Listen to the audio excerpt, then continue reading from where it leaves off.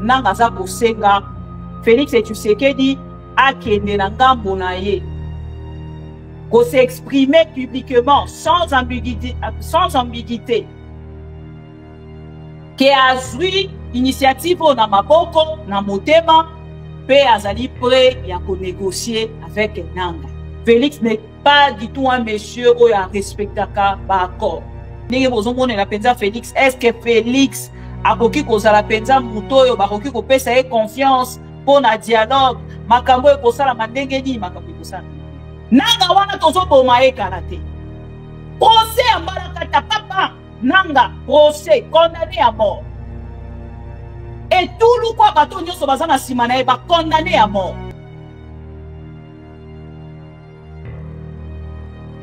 Et lelo kotala bisika tomuti et si quand Félix Tshisekedi esengelaki asolola abendi ngonga abendi temps bandeko nanga et lelo na koluka kobenda temps ti akende kosilisa pouvoir na ye ezosimba te nanga patin basupplétif ya Rwanda boye na boye tout ça et tout a traité bango de tout et lobby texte moko esalemaki na présidence ba publié ba kolobela la partie occupée par le M23 ba bengi bango coalition M23 AFC ba bengi bango lisusu ba traité ba bengi bango lisusu ba terroriste té sur ces textes là déjà solo déjà ya harmonisation ezalaki awa na koloba na bino IDPS do mur ba koti malili bande kolanga. C'est ça le résultat du pouvoir de Félix Tshisekedi. Les résultats de personnes qui n'écoutent pas. Les résultats ya oba kongole balobaka ba mayoka pa. Résultat na bango ya quoi? Ba sangisi tellement nyonso ba faire perdre l'objectif de leur pouvoir. Donc ba olinga obema biso en fait nager d'enfant. Oh non! Bon ça na bakambona bon olinga bon ça la té. Félix Tshisekedi n'a pas apprécié accord na été. Félix Tshisekedi n'a pas encore donné son aval. Mais bande konanga nanga pena na apprécié aval na été. Quand vous dites que Félix Tshisekedi n'a pas encore donné son aval, vous lui dites ça biso dit. Bande konanga la minute oyo. Samir a retiré. Donc notre ambassadeur a retiré ba militaire na ye.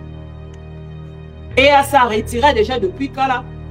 Je ne pense pas que dans moment oyo ndenge batu nyonso bazali alerté Félix Tshisekedi peut se dire que non ngana kokende na ngai ko participer na dialogue wana te na vandi na Kinshasa mutu moko pete na kotinda pe délégation tozo zela. L'ennemi principal de Félix Tshisekedi, l'opposant numéro 1 de Félix Tshisekedi est donc sa langue.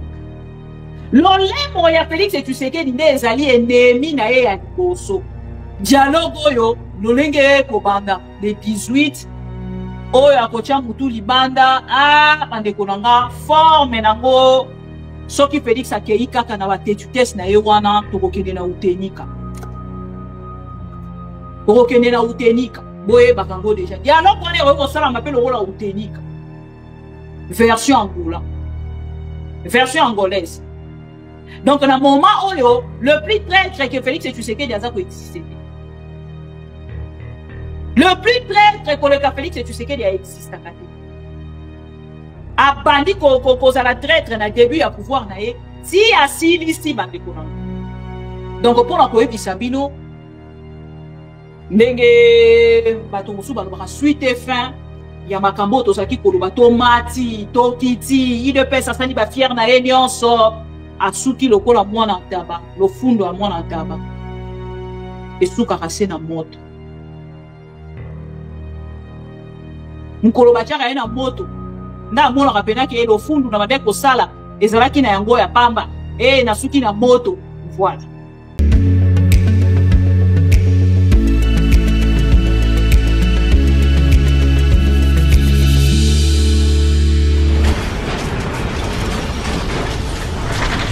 Ma Mission TV, le miroir du monde.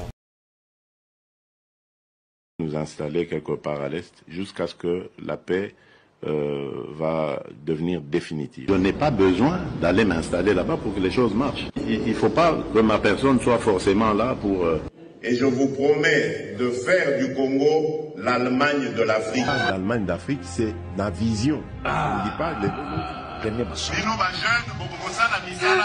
dans l'État, misala ezali pour na ba jeune union sauté. Ce ne sera pas possible d'engager tout le monde.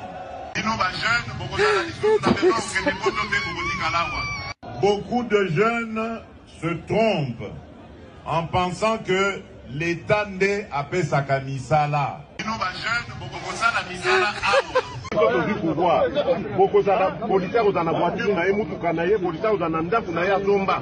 Je rends hommage au président Joseph Kabila. Aujourd'hui, nous ne devons plus le considérer comme un adversaire, mais plutôt comme un partenaire de l'alternance démocratique dans notre pays. Le vrai commanditaire de cette opposition, c'est mon prédécesseur, c'est Joseph Kabila. Il y a des pièges dans cette constitution. Et les guerres qui s'en sont suivies, la fameuse guerre du CNDP, la guerre du M23 d'hier et d'aujourd'hui, rentrent dans ce cadre de ce que vous avez vu dans cette constitution à l'article 217. Babeti Lissasi congolais Moko Koufi. Moko, pas deux. Moko. Je commence la guerre contre le Rwanda. Je vous le dis ici, bon de retenir. Ne permet pas de mettre en pratique ce que j'avais dit. Je ne veux pas discuter avec des pantins. À partir de Goma, tokoki ko toucher Kigali wana. Akola la lisusu nanda kona ete. Akokota Zamba. Asakana na bato mususu, mais asakana na fachi beton te mokengeli ya ba Congolais.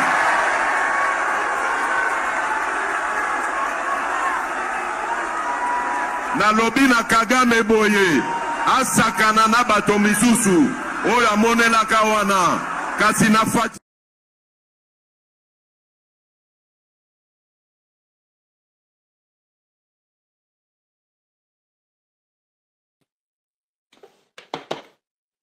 Bon jeudi à tout le pro-Congo, bienvenue encore une fois, Tokutani, Nao Etali Bongo, Masolo Yamboka. Esengo ezali omotema wangai pote nyonso tolubaka na bapo Congo nyonso tosololaka ensemble na bino oyo ezalaka réflexion na bino pe réflexion na nga lelo ezwi bongo lifuti tokoki koloba yango lolenge wana. Alors na kolinga penza tokende molo nayebi ke boza déjà tension eza awa boyeba kaka réellement makambo yango ekomi ndenge nini mama bibi sogi okoki kopesa biso directement version yango te ya oyo tozali kozela loko information. To like vidéo to partager na pesi bino mbote ndeko Alain Sanga na moni déjà bandeko bakoti ebele. Je vais quand même révérifier Camille Kinkela, Claude Kalala wetu na moni kuna pa Jean-Claude ba pro Congo songi na moni batindeli ka vidéo ya Jean-Claude Mubenga Chilubeke zongi. Ah, je suis très heureuse yako yebak to ki kota isabino bolanda ka information et pas ba congolais oyo baza ko défendre ba valeur mais belé na part na bango basaki kolanda ba dialelo liste. Ceux qui m'appellent information à l'okuta, j'ai une sœur naïb Sarabino, chaque jour avec Garaka, bibi, oyo kite, na TikTok balobi, faki asali boy, balobi kuna, babotoli na bamboka nyonso, naïb Sarabino balobi bima la kati ya TikTok. Luka information esika mususu. So roza okende na TikTok, to na ba chaîne ya bato ba jalelo, basala ka jalelo pour la Félix et Tshisekedi. Orotika la jamais qu'on se retrouve. Félix et Tshisekedi enfin alobi na ngongo munene likambo ya dialogue na kati ya réunion conjointe topé sommet extraordinaire ya EAC SADC mokolo ali na kokota wana mais to like na no vidéo to partager to like vidéo to partager il pèse les lots quand même no tout na no permettre nga. Attention, ça va? Attention, il y a eu de pèse, mokolo ya lelo. T'as la vidéo. Au grand jamais, tant que je serai président de la République démocratique du Congo, j'honorerai en face de moi la délégation du M23 ou de l'AFC, là où je ne sais pas, pour négocier. Jamais. Jamais. Au grand jamais, tant que je serai président de la République démocratique du Congo, j'honorerai en face de moi la délégation du M23 ou de l'AFC, là où je ne sais pas, pour négocier. Jamais. Jamais. Au grand jamais, tant que je serai président de la République démocratique du Congo, j'honorerai en face de moi la délégation du M23 ou de l'AFC, là où je ne sais pas, pour négocier. Jamais. Pour notre paix, qu'est-ce qu'on doit faire? Il faut lui faire la guerre. Et je l'ai dit. Je le redis ici. Je vous le dis parce que j'avais réservé. J'ai fait une interview ce matin avec une chaîne étrangère. J'ai pas voulu le dire. Je l'ai dit. J'ai réservé la primeur au peuple congolais à Tchangou tout à l'heure. Et je le dis à la première chaîne congolaise ici, chez vous. Merci. À la moindre escarmouche, des rigolos que vous avez vus s'exprimer à Nairobi. La moindre escarmouche, lisez sur mes lèvres. Je vais réunir les deux chambres en congrès, comme me le recommande la Constitution, et je vais leur demander l'autorisation de déclarer la guerre au Rwanda. Je le dis et je pèse mes mots, parce que je suis même prêt à cela. Et aujourd'hui, on n'a même pas besoin d'envoyer des troupes au sol au Rwanda. De chez nous, nous pouvons atteindre Kigali. Pourquoi seulement maintenant, pas hier? Parce que j'en ai marre. Ils inventent cette parodie d'opposition. L'Alliance du fleuve Congo. C'est Charlot qu'on a vu la chose à Nairobi pour repositionner le M23. Donc vous comprenez que j'avais eu toujours raison de dire je ne parlerai jamais au M23. Parce que je sais que ce sont des pantins que Kigali place et déplace comme il veut. Je sais que c'est vous les Rwandais qui êtes derrière. Maintenant, ça suffit. Et j'ai dit aux Américains, ce que je vous ai dit, ce que j'ai dit devant le peuple à Tchangou, je l'avais dit précédemment, parce que par respect pour les Américains, j'ai dit voilà, vous voyez que Kagame se moque de nous, je vous l'avais dit, il se moque de nous. Maintenant, il faut qu'il y ait quelqu'un qui se lève pour l'arrêter, et moi je suis ce quelqu'un-là. C'est pour ça que je dis, je le redis ici, c'est pas une blague. Cette histoire-là, comment on a une chose? L'Alliance du fleuve Congo. Voilà. Soki na yoki ke bazui localité moko, to babeti lisasi congolais moko akufi. Moko, pas deux, moko. Je réunis les deux chambres du Parlement en congrès. Je dis, Bopé sans autorisation, parce que c'est la Constitution qui le dit, je commence la guerre contre le Rwanda. Je vous le dis ici, beau de retenir en haut. Si ça se fait demain, et pour ça les malobis. Donc si ils osent faire ça demain, mercredi, pendant que les Congolais seront en train d'aller voter, la Chambre sera réunie en congrès. Les deux chambres seront réunies en congrès pour me donner cette autorisation. Et jeudi, je fais feu.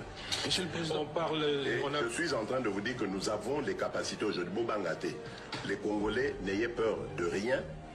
Nous avons aujourd'hui les capacités de mettre cet individu hors des... Voilà. Tozongi na plateau na biso pour que to solo na ba pro Congo.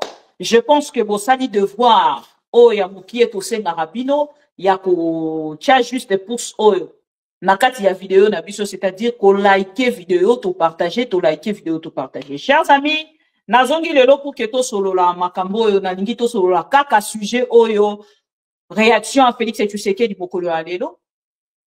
Décision après réunion virtuelle conjointe au Esalemi Mokolo alelo, na sommet extraordinaire au Esalemi Mokolo alelo, participation il y a Félix Tshisekedi Bokolanda yango, oyo Félix Tshisekedi ya lobby Bokoyoka yango, et oyo pe SADC EAC et qui na ko décider Bokolanda yango, après to kozonga tout juste après pour que to commenter. Donc, pendant la vidéo, il y a Sadek Mokolo Alelo. Avant tout qu'il y ait commenter avec des vidéos, il y a Makambo Nyonso depuis et Bandaki, chers amis. Tant que toza koyebisa bandeko balandaka biso. Na oyo bazaka po na IDPS. Na bandeko na biso mosusu ba Congolais bazalaki kondima te pe bazalaki koyeba te makambo ekosala malolenge. Félix n'est pas du tout un monsieur oyo a respectaka ba accord. Ba kende na ye lisusu na nzela ya ba négociation na nzela ya ekosala mandenge ni. Je sais que ba Congolais ebele na ngambo la bango bazalaki komituna question. Ça je le sais. Ba Congolais belé bazaki komitu na question wana. Eko sala mandenge nini. Mama bibi ndenge bozomone la penza Félix. Est-ce que Félix akoki kozala penza mutoyo bakoki kopesa ye confiance pour na dialogue. Makambo eko sala mandenge nini makambo eko sala mandenge. Bande kona o nyonso tokokai koloba moko ona saki kotalisa bino. Oyo ezalaki penza likambo ezali incontournable ezalaki likambo ya dialogue. Tozali kolobela yango que Félix azali na 3 options. Azali na dialogue, azali na guerre, azali na démission. Et na kati ya biloko wana misatu, eloko nini obino bozali komona ke Félix Tshisekedi na ngambo na ye akokende na kosalela yango. Mutu na ngambo na ye azaki na réflexion.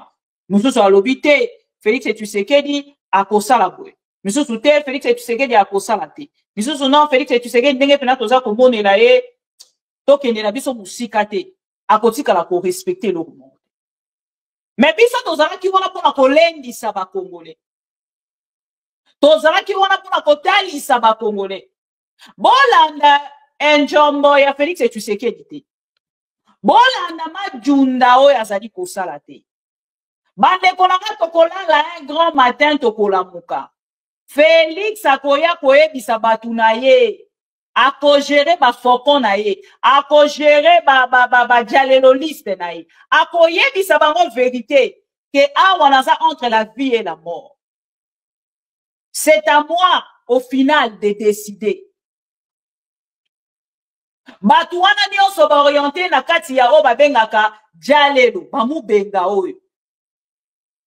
Avant d'entendre la vidéo à présidence, est-ce que pour ça on a plaisir te bo sekana moi mobali? Tout le niveau. Tout le monde, tout le monde, tout le monde, qui du président. Ou bien le même qui du président. Dit même moi la décision. Nous fonctionnons. Nous allons Nani wa shala pabulobe chendele Zambi tout le monde Zambi mutu pe chelungen toi en tant que bande mutu pe chelungen bwane mu kwa lwe ku ku kwenzenu mwe kwa lwe ku kwenzenu kwa bushana ndwe wono bakwambile chuwita malwa club mwini le bwane wenze kwani wenze to angola ngani bantu bon so abano baba keba nene puissance ikale ko luselo le lwe Amerique ye ya wafanyi ni mwaku kumbusha Russie ou Ukraine, on va négocier.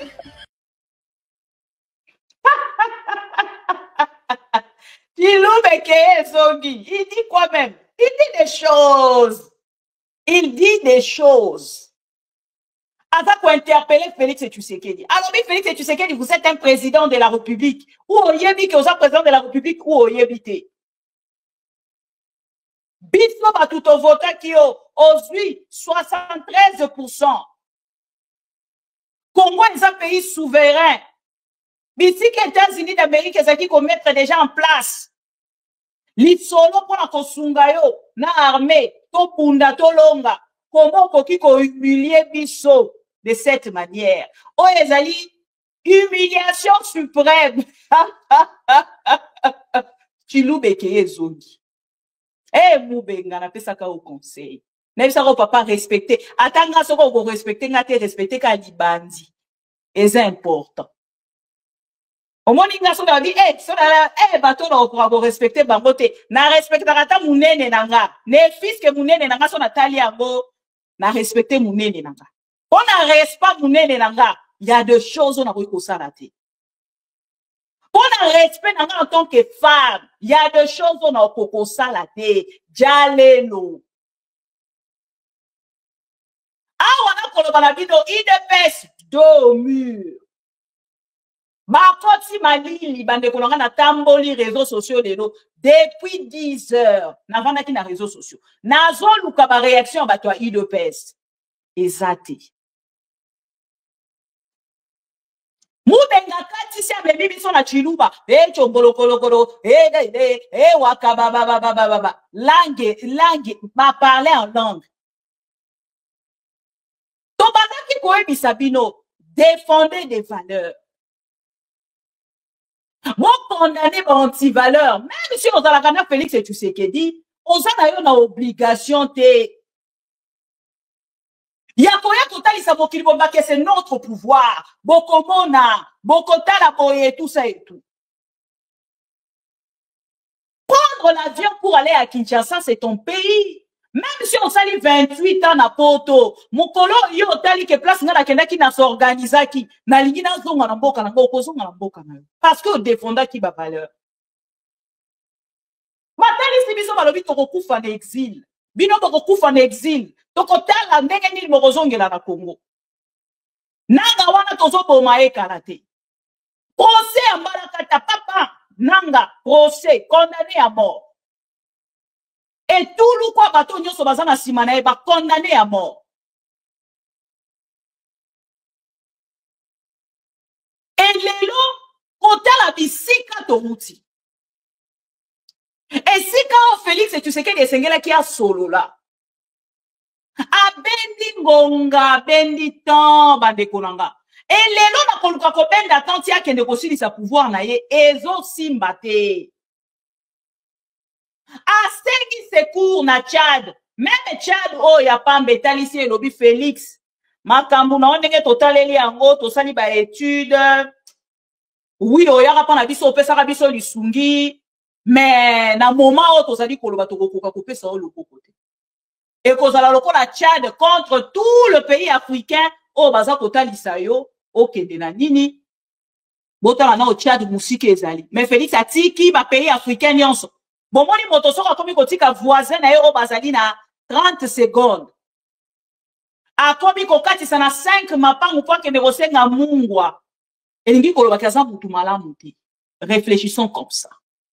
Donc, si tu laisses tous tes voisins ou voisines, toutes tes voisines, nakati ya lopango moko, oh, oza na facilité ya kochaka loboko wena nenga fenêtre, mama, Gabrielle, Chembe, allez, sanga, chelanga mungwa. Azuika loboko ne pas bimisi na fenêtre wana pesio loko asasungeso. Azuika loboko na ya bimisi loko Angola pesio.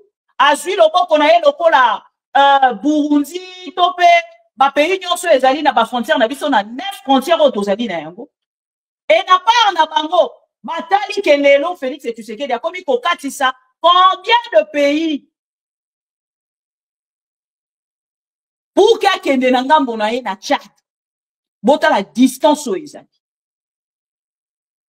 Félix et Tshisekedi a refusé. Il a dit à qu'on négocier. Na yebi sakibilo bakambaka na majunda te, bakambaka na lolendo te, na orgueil te, bakambaka pe na tembe te. Parce que peuple aza na ba exigence na ye. Moka pe aza na ba exigence na yango. Moke kambamaka na mibeko. Félix anyati mibeko mambeta. Moke komi kotambola na loi ya Félix et Tshisekedi. Soki alobi kangela opposant wana bakangi ba tie na prison. Soki alobi lambela ngwa wana ya voisin bazui ngwa wana bakati balambi ba tie mazulu bapesi mutu apamba ya ngwa mazulu etondi et puis bazui mungwa soki pilipili babakisi wana zomela ngo biyo zobima c'est moi le président de la République wana ba jaleloli c'est pas c'est oui le roi soleil, béton de la République. Nini soki ba kombo nyoso ba bengaka. Chers amis, dans ce même plateau, dans un sengolelo, ya kotaka que depuis to banda koloba na bato. Na linga pa po bengaka nga ya muluba consciente. Ba le koloneza makambu mususu, tu n'as pas du tout intérêt. Ya kokene koseralier na batu moko bo bako kisayo soni lobby. Et lobby oye bali tout en koleka na télévision pour que loba nini. Ba lobby na Félix Tshisekedi négocier, lobby a ko négocier. Il est allé plus loin que ça. Nanga patin. Ba supplétif. Il y a Rwanda. Eh, boyna boy tout ça et tout. A traité bango de tout. Et lobby texte moko et ça maki na présidence. Ba publié ba kolobela la partie occupée par le M23. Ba bengi bango coalition M23 AFC. Ba bengi bango lisusu ba traité. Ba bengi bango lisusu ba terroriste était. Sur ces textes là déjà solo déjà il y a harmonisation ezalaki. Bisika ba komi ko luka ko harmoniser pour na kokende na part na bango ko solo la nananga. Mes chers amis, wana Bolandi Mubenga azaye mon côté. Tous les dialelolistes de Félix et Tshisekedi baza na réaction le quoi Mubenga. Mubenga kaka différence c'est ça ça dia na Chiluba. Misusu kuna français keye zongi. Misusu kuna lingale keye zongi. Munoko nyonso mboka ezolo Obama. Na otokoyoka na otokoyoka te. Il pèse, tension ça va. Est-ce que maintenant pour kozongi ça respect ya moto na moto en place. To bandi na cardinal na mbongo. Bokoki ko bete la cardinal na mbongo maboko. La communauté pro Congo. Bo bete la na cardinal na mbongo maboko. Bisiko bango balinga ki ba humilier cet homme. Lelo bango ne baza humilier. Bo bete la na cardinal na mbongo maboko s'il vous plaît. Bisika Félix et Tshisekedi a télémaki. Allo bana IDPS. Allo bana cardinal na mbongo bakotombola ye robuana. Bakotala nini ezalaka na se ya makolo na ye botala niveau. Bato ba délirer jusqu'à ce point. Ils ont manqué du respect à tout le monde. Cardinal Ambongo bobetele ngai maboko s'il vous plaît. Monseigneur Chole bobetele ngai maboko s'il vous plaît chers amis. Bobetele ngai maboko na église ECC. Bobetele ngai maboko na nangamisine s'il vous plaît. Moi, maboko nangamisine, ça l'a moins exagéré, s'il vous plaît, s'il vous plaît. Qui peut m'interdire, moi, garant de la nation, à ne pas faire ça? Qui? Bozogisa. Nanga. Non, je suis très heureuse. Oh non, botika mokolo alelo nazana esengo moko koikoyi. Bande koto les can actualité. Après ma humiliation nyonso. Oyo l'église catholique ezui. Oyo nanga azui parce que famille na mobimba batali biso 127 membres ya famille ya nanga baza na exil et 119 ceux qui paient 19 membres baza na kati ya Bageol ya aner na Demia.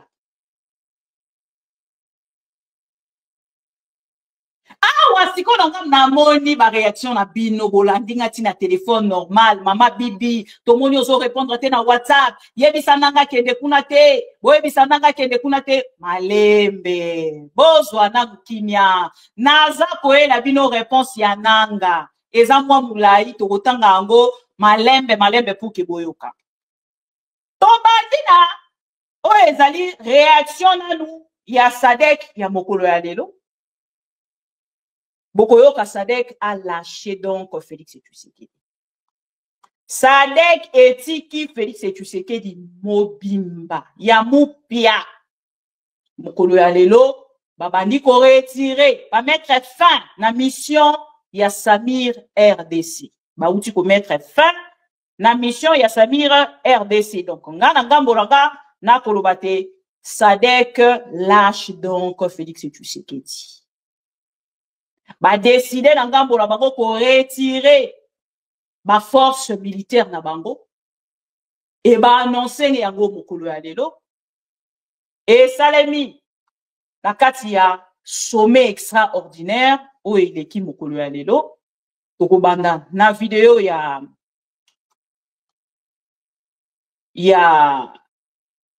sommet ya mokolo ya lelo bongo na kozwa ba commentaire ya ba ndeko mosusu ba confrère. Il y a ma chaîne internationale, pe na kozonga na ngambo na nga pour que na communauté.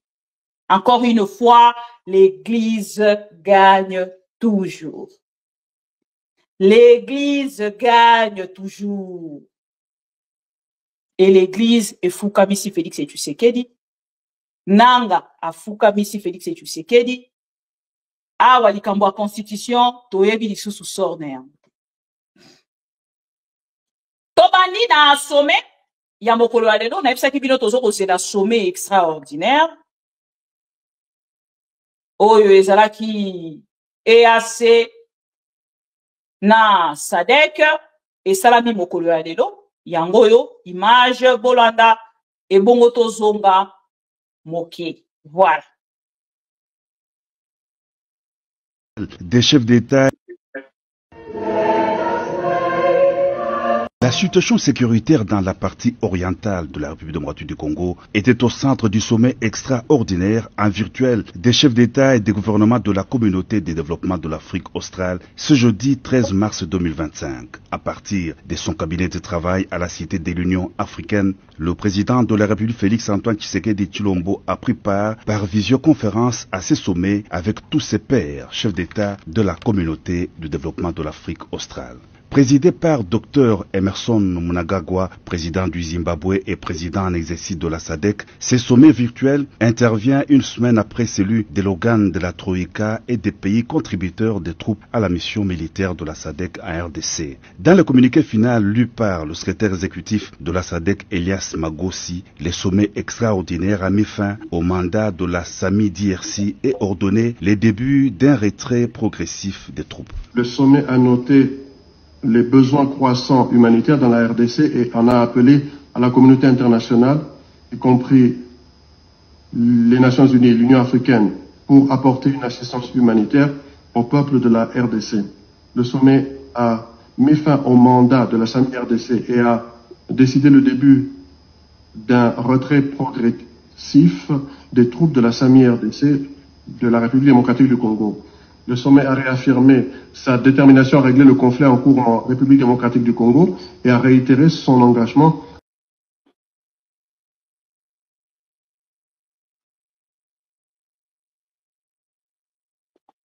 visant à instaurer une paix et une sécurité durable dans l'Est de la RDC dans le cadre du pacte de défense mutuelle de la SADC de 2003. Les dirigeants de l'Afrique australe ont renouvelé leur engagement d'apporter un soutien politique à la RDC dans le cadre des processus de Luanda et Nairobi, dont ils saluent la décision de renforcer la médiation. Le sommet de la SADC a apporté son soutien aux initiatives de paix prises conformément à la résolution 2773 du Conseil de sécurité des Nations Unies. Dans son adresse devant ses pairs, le président de la République Félix-Antoine Tshisekedi Tshilombo a exprimé sa gratitude aux États membres de la SADC pour leur action en faveur de la paix et la sécurité et pour la mobilisation des pays contributeurs des troupes à la SAMI-DRC, dont le courage et le sacrifice témoignent de la force de la solidarité régionale. Le chef de l'État a aussi salué l'initiative de son homologue de l'Angola, Joao Lourenço, qui a convoqué le 11 mars dans la capitale angolaise une réunion pour accélérer la relance des processus de Luanda et Nairobi.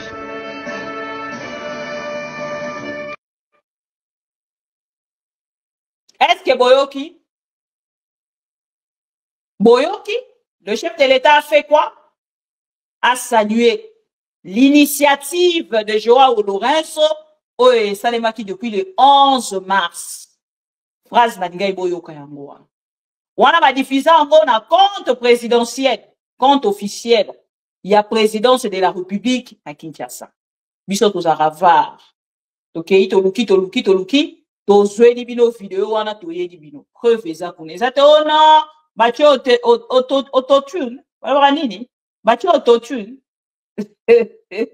oh intelligence artificielle te bache eloko moko te voix commentaire message makambo ya nini idepes to like video to partager wana tango bakei kuna Félix Tshisekedi a salué l'initiative. Nakolingana zoape commentaire il y a France 24 à Mokolo Alelo, s'il vous plaît.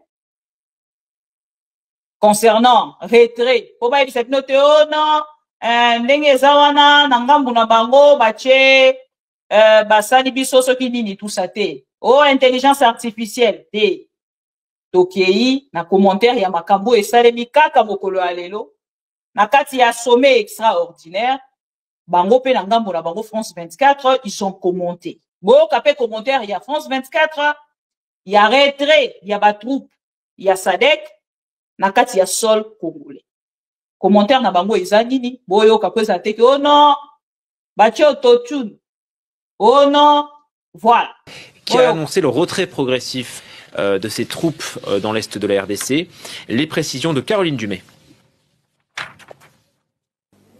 Ça fait plusieurs mois que les forces d'Afrique australe voulaient se retirer de RDC.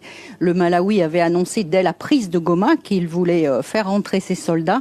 Et l'Afrique du Sud également, qu'elle préférait en fait une mission sous mandat de l'Union africaine.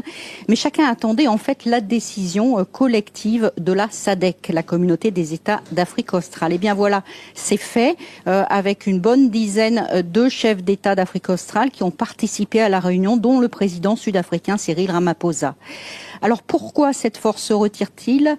D'abord parce qu'il y a eu beaucoup de pertes, une vingtaine de personnes qui sont mortes depuis le début de la mission en décembre 2023, mais aussi parce que la situation était, selon les états-majors, je cite, intenable. En fait, les soldats étaient sous-équipés. Et ces dernières semaines, les libertés de mouvement étaient restreintes et on nous a fait savoir qu'ils avaient même du mal à s'alimenter ou à avoir des approvisionnements en eau. Alors le retrait se fera en plusieurs étapes, on n'a pas encore les détails. Il y a 2900 soldats sud-africains, 2100 soldats du Malawi et de Tanzanie. Personne ne sait s'ils pourront repartir avec leurs armes ou avec leur équipement. Pour l'instant, pas de réaction en Afrique du Sud ou peu de réaction, mais il est certain que cette décision va soulager l'opinion publique qui ne comprend pas toujours pourquoi les soldats sud-africains sont embourbés dans une guerre de haute intensité en RDC. Voilà. Bolandi Boyoki, voilà commentaire, il y a France 24, Mokolo ya lelo. Alors, chers amis, Bisotoloba Awa, que Sadek Ezokende, na Samir RDC, et si Babadi ko se retirer, il ne peut se le bon à Bisolokuta, Louvuno, Bazawana, Bakozalawana, Pe Bakozalawana. Tout le monde a qui réaction, il y a président sud-africain. Dans le Bakei Kokunda, 11 militaires, na bango 12 militaires, réaction na bango état qui déjà qui va causer la lisusu pour l'entente na République démocratique du Congo. Et les lobbies nabino, Kolandi Samaya, sommet extraordinaire au SMI Mokolo Alelo, et pesi réponse na makambo tozaki déjà koloba. Ne konanga mutu moko ta beko kolonga mboka na ye, aya kospesa donc on a rekoloba 100% des efforts na mboka na bino pona ko bunda totalement. Bango ba kufa pona bino. Toyebisa ki Félix Tshisekedi, aucune armée du monde et koya na République démocratique du Congo et bunda plus que ba FARDC na biso. Félix Andima kité. Meki ba moka nyonso lokwa moto akolamba la kati ya fête. Ameki nzungo yo mabe. Ameki nzungo yo mabe. Ameki nzungo. Même le président burundais. Oya bandaki kotalisa Félix Tshisekedi qui a soutenir jusqu'à la fin. Lelo a kotalisa ki azali na impossibilité à soutenir Félix Tshisekedi. Bota la Samir ezalaki. Sadek. Bozui EAC. Bozui ba wazalendo. Lelo kutunde tokomi koyeba ke même ba wazalendo ezalaki kop na bango. Oche liliete. Donc, yo, y a moins 10 personnes, y a groupes armés na yo. Wana pe kuna y a 10 personnes, y a groupes armés na ye. Wana pe kuna bo signé accord na, gouvernement congolais, après bo komi kobunda. Et ba ye kozo batu wana ba pesi bango, plus de valeur que l'armée congolaise. Ba zui ba groupe civil, o eza ba groupes armés, ba tomboli bango. Na hauteur ya koleka même armée congolaise. Et lelo bazui ba soldat balobi faut pas sambisa bango na moni procès moko bidon eza kolekana. Recommandation ya je ne sais pas ces garçons de Mutamba. Ceux qui ont comprendre politique ou azali ko comprendre. Bisika o tokomi lelo. Soki ezalaki na eloko esengelaki bosala. Esengelaki na ngambo na bino bovanda boyeba ndenge nini bokoki komatisa pression na armée congolaise. Soki lelo na ngambo na bino bozwi basoldat o bauti na terrain ndenge na moni baza kosambisa na baza kohumilier bango en direct sur la RTNC, croyant que y a part na ndenge aza kosala bongo akobangisa basoldat mosusu wana non. Mande kolanga soki bato bauti na sika ndenge wana ole bo frustrer bango, bo humilier bango, bo approcher bango, bo tuna ba stratégie nini bokoki ko multiplier. Pona komeka ko faire avancer nos soldats congolais. Ma tactique nini bokoki kozwa. De stratégie à monter pour faire avancer l'armée dans cette guerre. Et bango na ngambu na bango, bazwi makambo eza kolekana, balatisi yango basoldat pona kobomba soni na bango. Mais pendant que bino boza kosambisa bolobi ke bango ba trahir, Félix Tshisekedi vient d'accepter alors le dialogue direct avec le M23. Bozo comprendre te ke boko kosala makambo butu likolo makolo na se. Je vous avais sélectionné une photo là, et vous avez une photo très jolie pour Nabino. Avant la côte na est ya République pour n'appeler ça batu d'information, bande kobo limbisanga na zoki photo moko oye bongi penza na Félix Tshisekedi na ba jalelo liste nyonso. Pour na comprendre na ngambo la bango esika ni pouvoir na bango etelemi. Pour depuis tozara ko ebisa bango ndire bazaki ko comprendre te. Et awa siko na niveau tokomeli, je pense que bakei na ko comprendre. Bisika ni pouvoir na bango etelemaki. Nazo retrouver photo en côté la kozula bino ango na koyela bino. Donc pour la photo wana nde pour comprendre. Pouvoir à Félix Tshisekedi eza na nini? Et kopesa nini na ba congolais? Pe yeli biso nini? Voilà, photo ngo yango. Bon moni pouvoir ya Félix Tshisekedi. Bon moni ndenge eza? Est-ce que boko kopesa ngai sens ya photo o bozali kotala? Est-ce que vous avez comprendre le sens de la photo ou vous avez compris? Ça, c'est le pouvoir de Félix Tshisekedi. Nous devons réfléchir au moins 30 secondes, 10 secondes, Natia. Bon, ça n'a sens de la photo, nous devons exalter. A quel sens à tout ani, a un sens où on a pas tout ani. Nous devons éliminer. C'est ça le résultat du pouvoir de Félix Tshisekedi. Le résultat de personnes qui n'écoutent pas.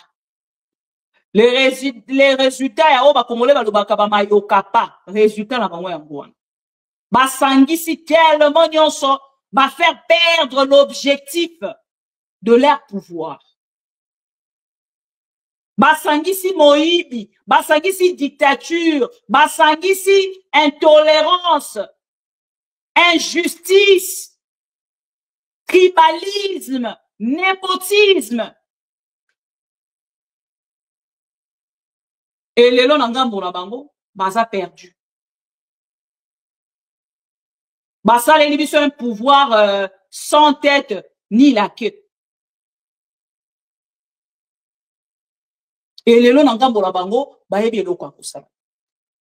Alors, bon, ben, jalelo liste, a commis la réaction, il y a Félix Tshisekedi avant que de la bamboko, et nanga azui lelo. Nanga azui bamboka mususu lelo, azui idui. Na kotange la bino ango, tout à l'heure. Mais la ningito kende na oezali, ba réaction. Mokolo ya lobi,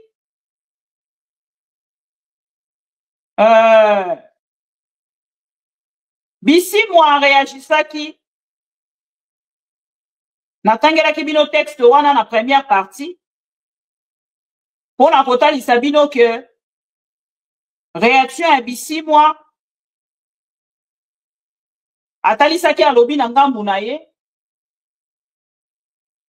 que le gouvernement congolais tolobaki pe esaleli.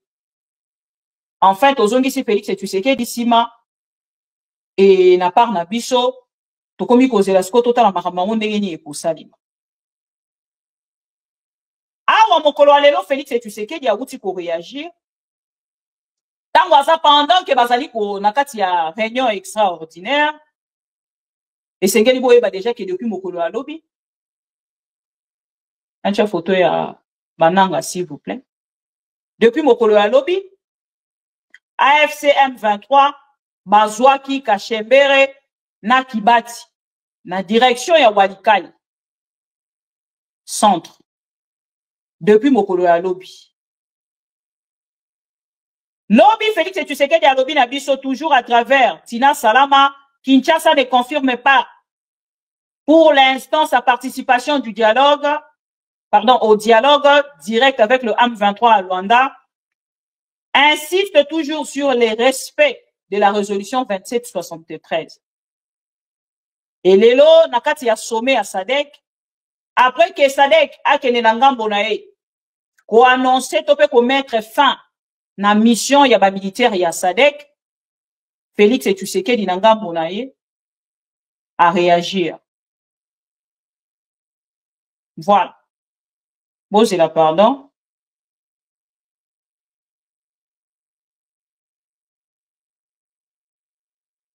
Voilà. Félix Tshisekedi na ngambo na ye a salué l'initiative du président angolais Joao Lourenço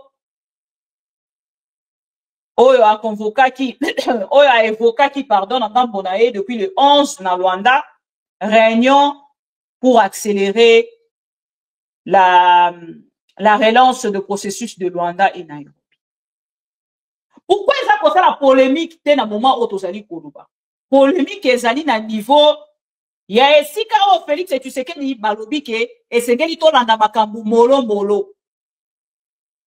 Félix Tshisekedi a dit à saluer. Donc ba linga obema biso en fait na jet d'enfant. Oh non! Bon ça la makambo na bon linga bon ça la te. Félix Tshisekedi n'a pas apprécié accord na été. Félix Tshisekedi n'a pas encore donné son aval.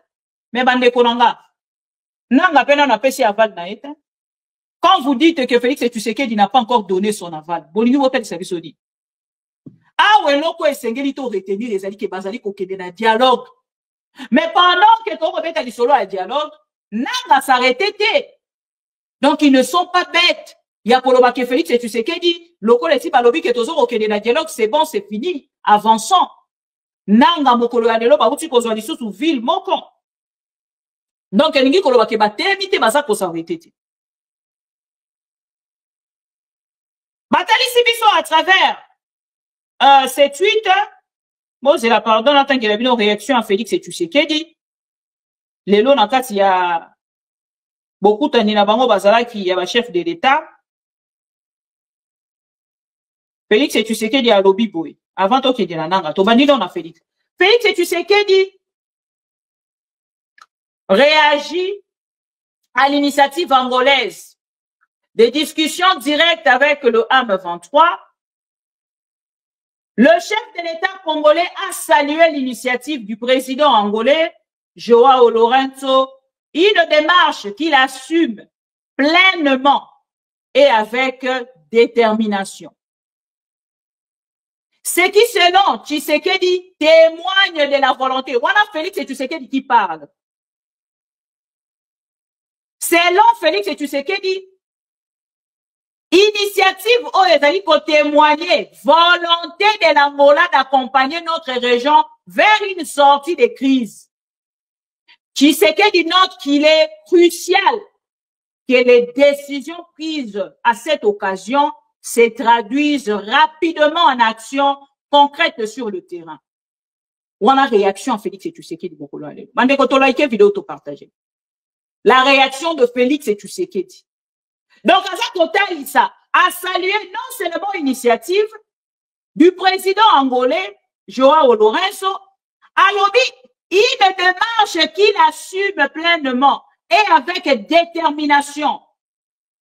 Et qui lobby ça Félix Tshisekedi, que initiative oyo ya président angolais, ezali ko témoigner de la volonté de l'Angola d'accompagner notre région vers une sortie de crise. Tshisekedi enfin note qu'il est crucial que les décisions prises à cette occasion se traduisent rapidement en actions concrètes sur le terrain. Bandeko nanga tozo c'est là-bas expliquer bisodi. Donc Félix Tshisekedi aya koyebisa biso ke bandeko balandi soni bandeko nanga boye ba rappelle que soni existaka. Ata muto abuda beaucoup de fois soni mais boye ba que soni existaka quelque part. Soni ato kimi ango ato sali ndenge nini existaka quelque part. Et awa ya za koloba kuna bongo na ngambo mususu ndeko nanga pe aye kopesa réponse na ye. Bolanda réponse ya nanga ezali pe ka texte na tie photo na ye pour que natangela bino cette fois-ci la réponse ya nanga. Oyo ezali réponse ya M23. Nanga sali texte moko ya mulai bandeko nanga. Je ne sais pas si on va silisa ngo, mais c'est important to bunda na poto silisa ngo pour ndeko moko na moko a comprendre. Na kati ya ba demande to pe to bengaka ba condition o nanga apesi. O ezali ba condition nanga apesi. Bandeko to like vidéo, merci Luison Monka. To like to partager s'il vous plaît. Babi ba like eza mukie, ba partage pe eza mukie. Combien de likes? Oh là là, Noël aime pas. Bon, mobilisez bande coco, s'il vous plaît. To like vidéo, to protéger vidéo. Alain Sangozo like te. Bon, like PA, ils ont kambala moko, hein. Ils ont le droit à TikTok te, hein. So like ou like kambala moko. Bande kotoza 3000, to matisa like, s'il vous plaît. Voilà. Alors, Ndekondanga a enfin réagi na makambo oyo ezali bongo kolekana. Nanga pesi bongo réaction na ye na lombango penza bokoyoka yango ezali 1 2 3 4 5 voilà.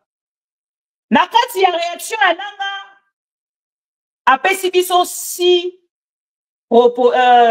conditions na Félix Tshisekedi so na koloba bongo. Na kati ya réaction na nanga izali na 6 points ya ko retenir. To benga ngo ta 6 points à retenir. Na kati ya 6 points à retenir na makambo nanga alobi. Boyo ka réaction ya nanga. Nacha photo oyo hein. C'est mieux. Nacha photo oyo. Voilà. La réaction de l'AFC M23. Dans ce contexte, l'AFC M23 estime indispensable que la médiation angolaise s'active pour obtenir des réponses claires sur les préoccupations suivantes. 1. L'absolue nécessité que M. Tshilombo exprime publiquement et sans ambiguïté son engagement pour des négociations directes avec notre organisation. L'absolue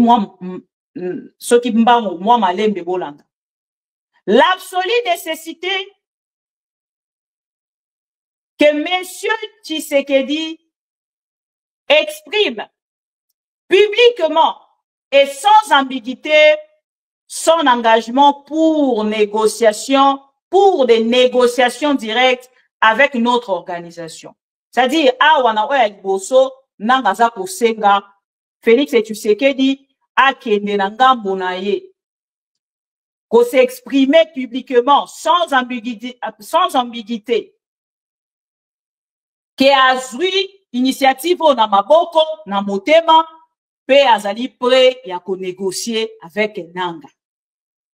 Wana ya liboso Yami Balé. Oh, voilà Yami Balé, pardon. Yami Sakou. La nécessité pour la médiation informée officiellement, non. la nécessité pour la médiation d'informer officiellement le parti prenante de son initiative ainsi que ses termes de référence. Car jusqu'à ce jour, notre mouvement n'est pas formellement saisi et ne s'en tient qu'à un communiqué publié sur le compte Facebook de la présidence angolaise. Wana Yami Sato oyo nanga akomi. Na kati ya oyo Yami Sato nanga akomi, nanga za kosenga na gouvernement angolais, tope na président angolais, oyo azwi likanisi tope initiative ya kosangisa Félix Tshisekedi basolola directement na ndeko na biso.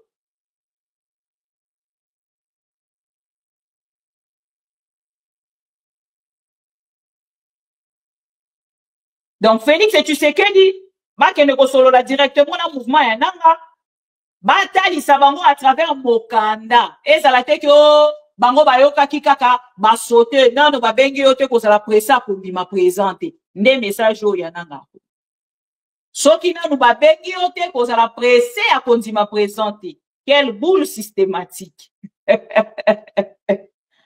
Nanga na cadre physiolongo atalisi bango alobi esengeli bapesa bango information directe ba saisir bango na mokanda bakoki kozala informé te na initiative kaka na réseaux sociaux.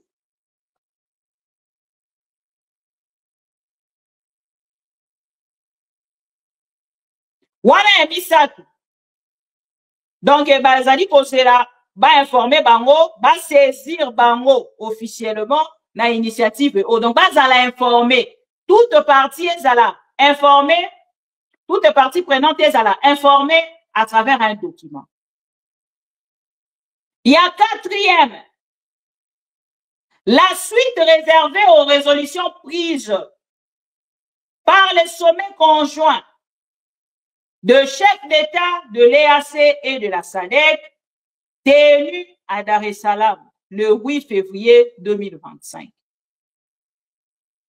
Bazan a besoin, bazwa.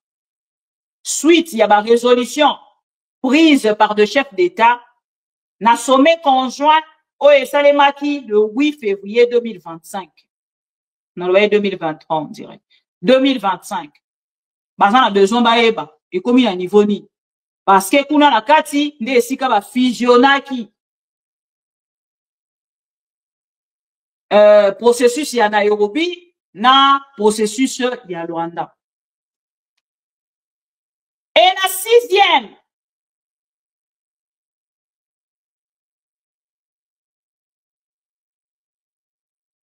ndeko AFC M23 balobi,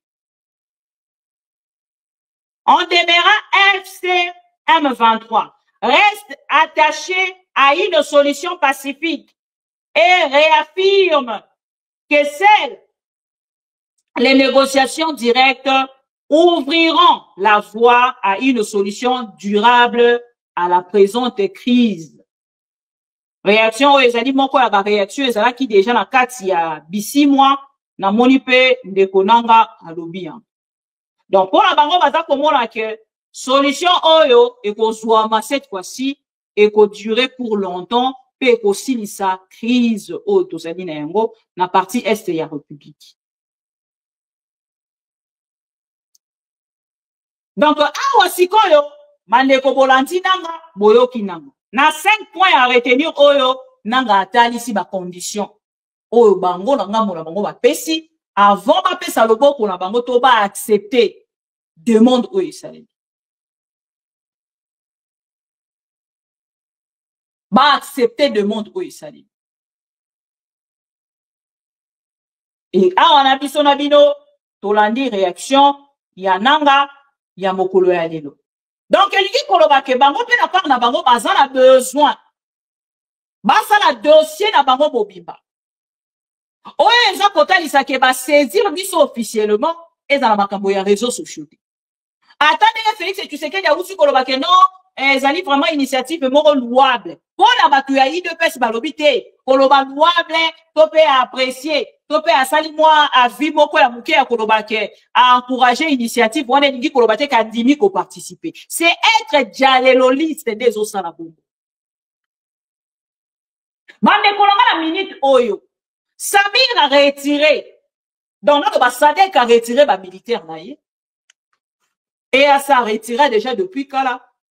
Je ne pense pas que dans le moment oyo ndenge batu nyonso bazali alerté Félix Tshisekedi peut se dire que non ngana ko kende na ngai ko participer na dialogue wana te na vandi na Kinshasa mutu moko pete na kotinda pe délégation te tozo zela tozo ngaka les 18 eza musika te tozo compter ba jour hein lelo comme déjà 5 jours hein lobi to compter ki ango 6 jours lelo to compter ango 5 jours donc tozo kozela.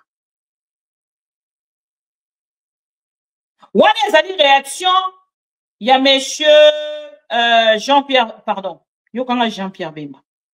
Il y a monsieur Corneille Nanga. Église catholique pe ngambo la bango.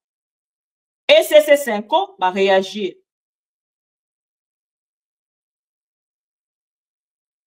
SCC5 va réagir. Non, lingana tia photo en deko abe Cholé. Pour limbisanga. On a une photo ya Béchole pour travailler ma casse. Photo comme ici katoza. Voilà. Bolanda, SCC 5 va réagir. Nous invitons les acteurs concernés à saisir la main tendue de son excellence monsieur Joao Lorenzo. Son Excellence, Monsieur le Président Joao Lorenzo, Nazoum sera même président pour qu'il y ait Bangolais peut-on c'est très important. Nous invitons les acteurs concernés à saisir la main tendue de Son Excellence, Monsieur le Président Joao Lorenzo, à s'investir sincèrement dans ces processus de négociation de paix, dans un esprit constructif et à réunir urgemment les conditions du cessez-le-feu immédiat dans le but de mettre fin aux souffrances du peuple congolais. Et c'est 5 va réagir mokolo alelo. Je pense que Bolanti message ya 5 ezali ko bengisa Monseigneur Cholé bon to chakara SCC 5 pour que to kabolate bango kuna ba ngaro kabonate. Tozui SCC 5 na déclaration na bango mokolo alelo baza ko inviter le M23 AFC nanga baza ko inviter Félix Tshisekedi baza ko inviter ba politiciens congolais nyonso na ngambo na bango bakende na ko respecter président wana kozwa loboko na ye oye apesi kozwa ngo na considération mobimba na motema patriotisme sala bolongoli na ba ego na bino bolongoli ba intérêt na bino o bino bozali na yango na sol congolais to pe na kati ya ba richesse ya Congo bozwi ba intérêt mama Marthe botiena na kati ya valise bozwi ba intérêt Félix ya Denise nyonso botiena na kati ya valise bokeina na part na bino ya kondima komi buka pour l'intérêt à peuple congolais pour na kokende ko arrêter ba hostilité ou ezali bongo ko continuer pour éviter le peuple congolais na kokufa tous les jours ce qui réellement bolingara peuple peut bosser la peuple. Et voilà un peu dans l'ensemble makambo et lobami mokolo alelo na été son bosani sujet moko tac tac tac tac je vais vérifier vite voilà. Et na ba commentaire nyonso ezali kokende na ba sens nyonso ezali kokende bazali kotalisa na ngambo na bango ke moto ya Alekisi Ngonga moto ya memi biso bisika tozali ata jise mubenga tomboki ata bandeko na nga nyonso bamwene tu batomboki toyebisaka bino pe na yebisaka bino. L'ennemi principal de Félix Tshisekedi, l'opposant numéro 1 de Félix Tshisekedi est donc sa langue. L'olemo ya Félix Tshisekedi nde ezali ennemi na ye ya liboso. Parce que nyonso ya Félix Tshisekedi a lobby pe a continué ko déclarer na télévision croyant que koka qui commet un changement. Croyant que koka penza ko lakisa biso que non, aza président etina tete, aza président moko penza aza na makambo. Na makambo nyonso yo tokoki kozela na ye ba promesse nyonso apesa ki biso ari. Mais bato nyonso bazala ki pembeni na ye. À chaque fois que Félix Tshisekedi azali kosala ba déclaration na ye à lokuta, ya kolakisa batu ke ye akoma président de la République. D'ailleurs même ndenge eza bo équipe m'interdire moi président de la République. Lelo nanga stopper Félix Tshisekedi na initiative ya engagé qui a s'engagé qui na yango bande konanga peut-être tozo koloba la vérité te donc ende to loba la vérité tango nanga bandaki na landi lobi sondage pas ndeko Fabien Kuswanika tango nanga bandaki nanga kokai kozwa sondage wa zwi lelo te mais la têtuité c'est des lits de pèse, l'injustice c'est des lits de pèse ne sali ke lelo to mona na ngambo na biso. Ma Congolais va préférer qu'on vote pour Nanga 60 et quelques %. 75 ou 73 na yoka ke lo mois. Bon. Na wando Hollande pe na zayi déjà na pongi zaki émission moro na mande kozela qui vraiment un peu très tard. Et lelo na ngambo na bino na biso to moni lelo to suki wapi na dialogue. Dialogue oyo nolenge kobanda le 18 oyo akocha mutu libanda bande konanga forme nango soki Félix akei kaka na batetutesse na ye wana tokokende na utenika boye bakango déjà dialogue wana oyo kosala mapelo ola utenika version angola version angolaise.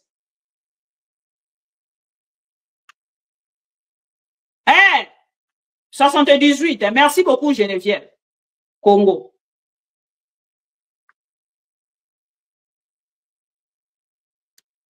Et awa, dialogue eza kobanda le 18, basango pe bako s'activer, nanga misi na kokende kuna, bato ebele balobi mama bibi, non, nanga kende te, c'est impossible, nanga il faut te protéger. Lelo ba Congolais bakomi kozwa place ya nanga. Nanga talisi humilité. Alors sinon on a peuple congolais, oui, je sais que vous m'accusez de quelque chose. Et ça, le quoi Félix Tshisekedi Azona la lamuki na tongo, afindi ba Congolais nyonso, azongi te pour la représenter ba excuse. Lobi a yesu koloba na ba Congolais wana. Donc les 18 mars, ezali dernière chance ya Félix Tshisekedi. Oui, Joseph. Rusimbuka. C'est la dernière chance de Félix. Pour recourir par bato nyonso, ba pesie mo Congo. Malgré toutes ces sanctions-là, oh, bango ba kobete la tolo, bango on a ba keina dialogue. Donc, il dit qu'on va que dialogue, tant tozaki koloba yango, pour benga kibiso ba traître. Donc, dans le moment où le plus traître que Félix Tshisekedi a existé. Le plus traître que le Félix Tshisekedi a existé. A bandi ko za la traître na début à pouvoir na ye, si asili si bande konanga. Donc, pour la koyebi sabino, ndenge bato mosu balobaka suite fin ya makambo tozaki koloba to mati to kiti ide pesa sani ba fier na ye nyonso asuki lokola mwana ntaba lo fundo ya mwana ntaba esuka kase na moto mukolo bachaka ye na moto nda mona kapena ke lo fundo na bande ko sala ezalaki na yango ya pamba na suki na moto voilà. Et awa Félix Tshisekedi na twito na tangela kibino ya Kabila baza kotuna na Félix Tshisekedi. Oza ko négocier nini pena banani. Oza ko négocier pona ko protéger ba bien na yo ya famille départ na yo to oza ko négocier pour que démissionner. Et oza ko négocier na banani na ba condamné à mort. N'a pas recherché avec un prix à 5 millions. Toza kosanani. Si comme kelelo nyonso ezalaki kosalema makelelo nyonso ezalaki kosalema bandeko nanga tout ça pour ça bobomisi bakongolais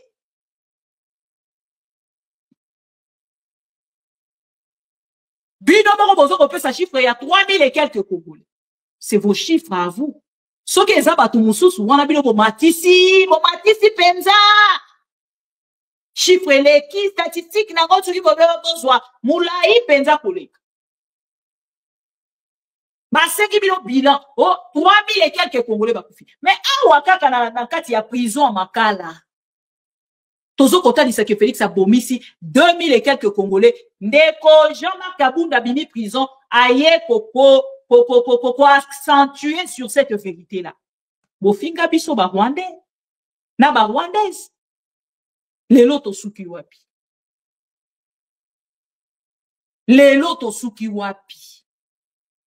bandeko nanga bakambaka na lolendo te bakambaka pe pona ekolo te onga na ekolo boy ngala bulube eza pouvoir na biso soki tokokende ko continuer na kati ya makambo ya lolenge wana tokotikala jamais ko faire avancer ko tokozalaka kaka entre deux avions Kinshasa poto soki na poto mibeko nyonso a poto oza ko respecter oza ko landela mais soki okena mboka na yo aucun respect soko komika na aéroport soko na Belgique ngai nazama mwana poto ba mibeko nyonso ya poto loi ya poto oza ko respecter mais soko komika na aéroport o activer malamoko ki mulumba na yo o activer malamoko ki mukongo na yo o activer ki muswahili na yo eza pouvoir na biso ba swahili eza pouvoir na biso ba luba eza pouvoir na biso ba Congo ko profitaka na Congo na eloko moko te chers amis soki na mikili ya poto oza ko respecter bibeko na bango combien de fois na propre pays na yo bande konga soki policier a telemisinga quel que soit police na biso bazali pas du tout bien entretenu bon pas du tout bien formé mais soki policier a telemisinga na telemaka asenga mukanda na pesie nyonso kosenga na swana na ba policier te ba policier nga na swana na bango kana marche so na kena marche ya ba soda wana na ke ko swana marche soki ba soda ba ye ba commencer ba comportement na bango wana mabe wana nga na swana kana bango parce que ça dit pour l'intérêt ya congolais nyonso nde ba opposant wana na peuple congolais batambola wana vraiment na s'opposa mais na makambo etali nzela police etelemisinga police elandinga police esali boye ba convoquer nga nakendaka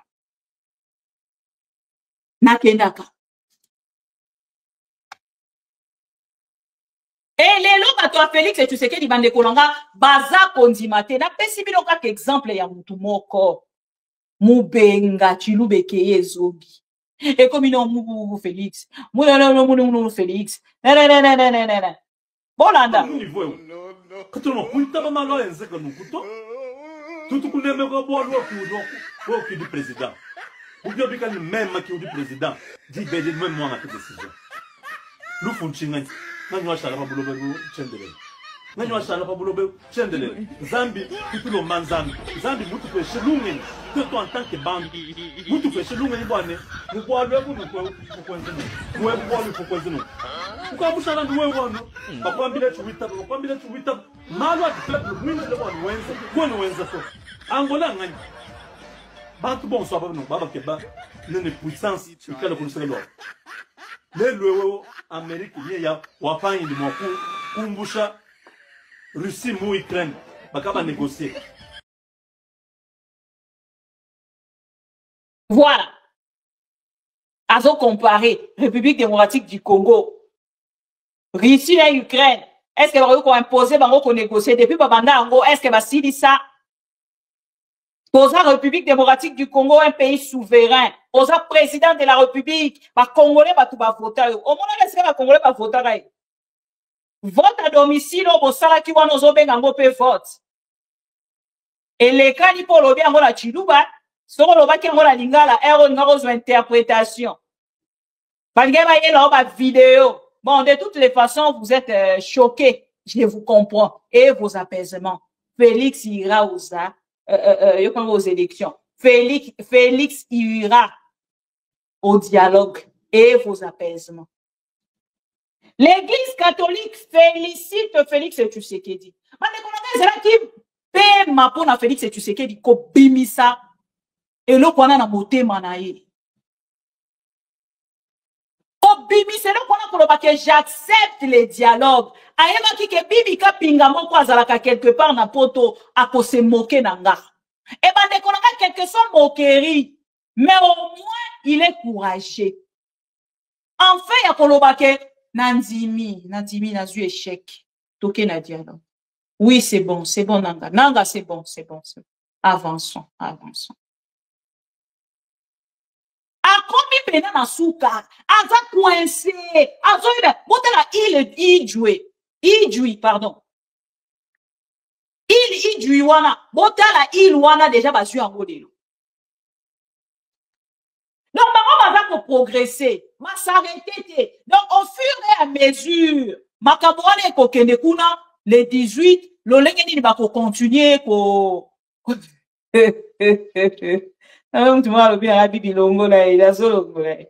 C'est bon, na longo de. Voilà. Bisika wa kokende. Avancement na yango, avancement et dialogue, ne stop yananga. À ce que je sache. Mais na denge na yebeli idopes. Déjà, quand on a Idjui, ok, Joseph Sibouka. Ok, si quand Idjui, si on comme na Idjui, après on de wapi. Direction exact, puis on de Idjui, yon to yebi, comme la bisoto tang. Donc, ce qui on t'a dit, c'est qu'on Félix et tu sais qu'est dit. Bisika a commis awa, au lieu de manda collègue sa débat, y a qu'au dialoguer, y aura pas de dialogue, y a pas de dialogue. Ako dialoguer te, biso ba congolais tolobi. Bon, biso pe to zape ba congolais tolobi ako dialoguer. Ya lobaki qui est celui-là? Qui peut m'interdire moi? Biso ba congolais tolobi Félix va au dialogue. Arrête tes zizani là, va au dialogue. Biso ba pro Congo tolobi Félix va au dialogue.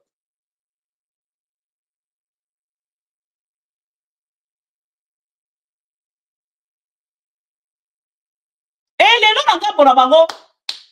Makaba malonga bango ya kologate ezate. Les pro Congo to like vidéo. To mettre la 5 maboko. Na ne ko bizabino 5 et féliciter Félix Tshisekedi. Voilà. Mandeko, ce n'était pas facile pour Félix. Amona li pena ki amona matongi. Alors on li pena soni. Allez li bembe tina suka. Bemba, lambalia, propagande, nozo ki de wosala. Na comprendre que, na badjalelo listo, nyon sa nazali na bango ya mulongo, yoko osalaki. Jean-Pierre Bemba, à ce moment. Ba otali sababi, Jean-Pierre Bemba. Bande konanga, si c'était mon papa, nenge na oka soni, moko,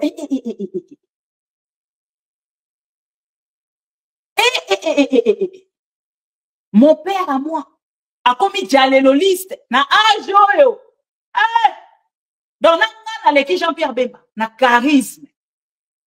Maman prend Congo, charisme. Bon, tout là-bas, tonton. Bon,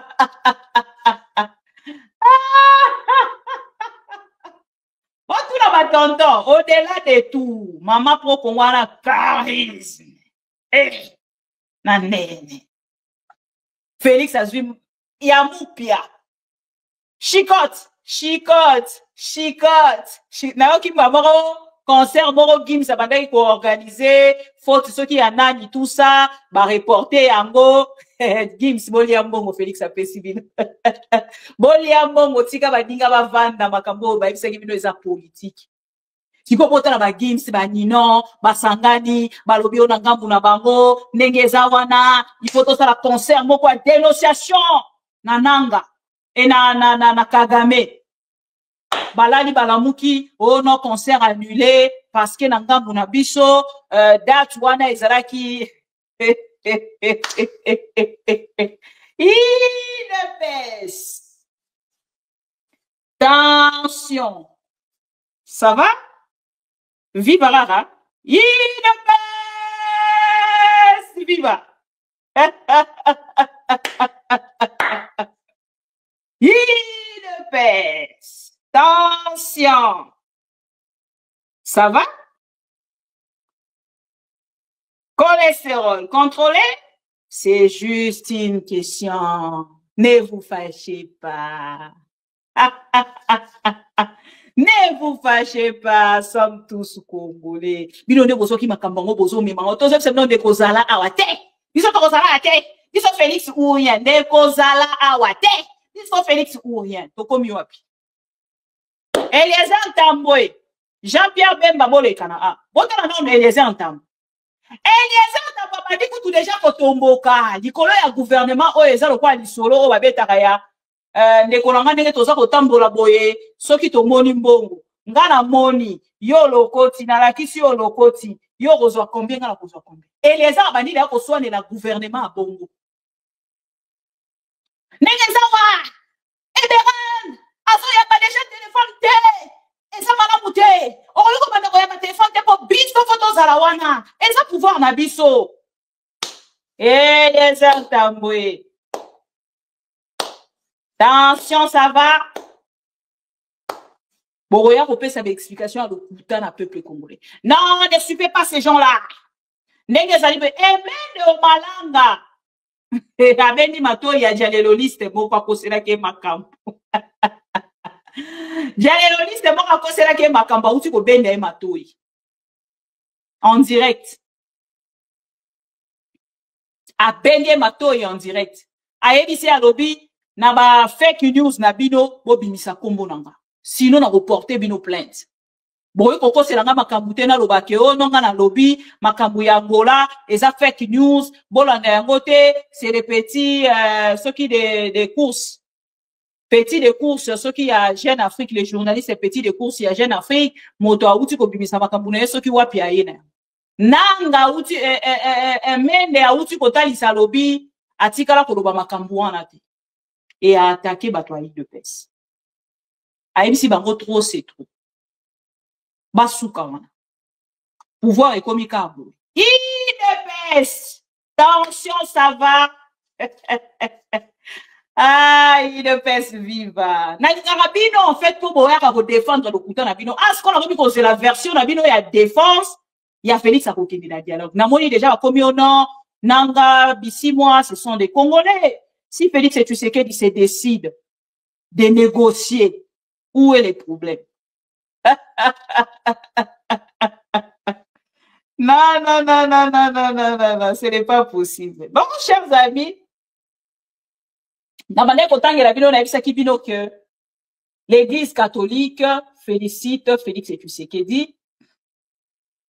La Cinco LCC félicite Félix et Tshisekedi pour son esprit de dépassement. Ah ouais, bakena robongo. Papa Moli bisaka quand même na seka na quand même na droit. Négociole, ko seka pe est interdit attends la dialogue ngo baza kokende. Est interdit. Ko seka est interdit non? Je peux quand même rigoler. Na kanga ngo pendant longtemps. Et bon mukolo Félix a kokende, ko zala ndenge ni bani. Bodaso la po bande ko yoso ba posa ba daso ane ko sala ndenge ni bozela bomilengele e ko za somo daso wana chers amis e ko za somo mukolo wana soki monika na che live ko ratete e ko za danse moko asuka orchestre moko non ba bina danse wana te za ba répétition ngala zo sala bon quand t'as na ya bina tomilenge nsi moko ba tindele kingango awa on a tiré Félix et Tshisekedi eza wapi atindele nganze ngwa tomilenge le malamu pa po Kongo moko na yebi même pas na monika atindele ngama mabibo linga kanzembo mingi zwa nzembo yango yango tomilenge le malamu mazwaki yango lobi tomilenge malamu nabaki yango wapi hein asinda ekinga nzembo lobi nazwaki yango pe nachaki pe quelque part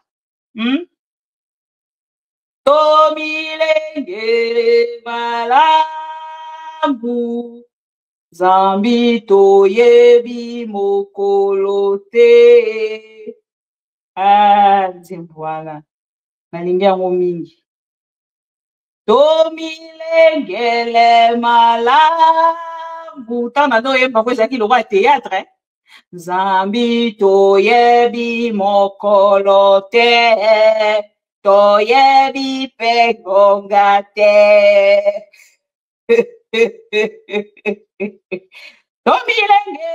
Tomilengele malamu. Zambi toyebi mokolo te. Toyebi pegonga te. Alalala. Na boki video nanga o wapi ndeko akanisi nga penza alobi mama bibi. Zwa vidéo oyo tout ça et tout alala. Je pense que sur en direct azolandanga obaye hein. Maman Bibi, vous n'avez pas considéré mon message. Oh là là. Naoki Mabe Makasi. Je ne retrouve pas cette vidéo. Oh là là. C'est quoi cette histoire? Bon, ce n'est pas grave. Non, Lukango, calmement pour qu'il n'ait rien. Bande kolonga na ndeko tina nzembo wana. Tango na ndeko tina nzembo bato milenge, bato belé basaki koloba mama bibi.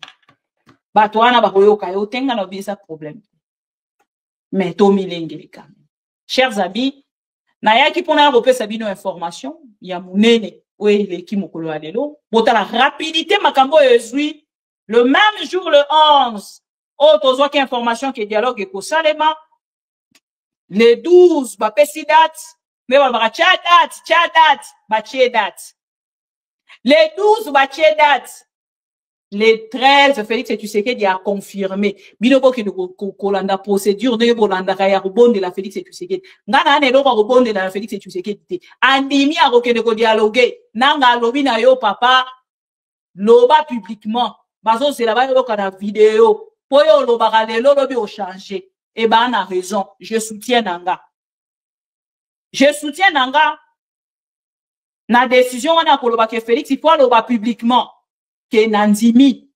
Ko kende longola ba Nanga. Ko solola. Popotali sa ki biso kolobi baza ba terroriste. Toroki ko sangala na bangote. Bino ko solola directement na leader. Bon, ça li ba déclaration tellement ébélée. Devant des diplomates. Devant ba Congolais. Devant ba gouvernement. Devant mon sommet, Félix a fait tellement de déclarations.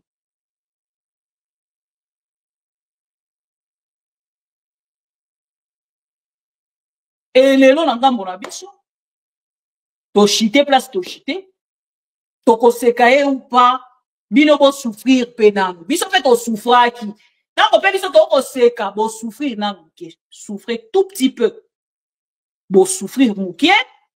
Oyo etikali tokoye bango ensemble nabino évolution boete voilà na sepeli komo nabino ba pro Congo to like vidéo avant to bima na pesi bino information bokolo alelo Félix Tshisekedi a uti bongo ko saluer initiative ya président angolais Joao Lourenço elingi koloba qu'il est informé et il participera. Si vous voyez que le gouvernement congolais Aza ko continuer dans Gamonae ko ndima publiquement que baroke de ko négocier c'est suite aux déclarations de Félix Tshisekedi, suite aux déclarations faites par Félix Tshisekedi, kota la Tanzanie président de la République ezali ko sala esoni.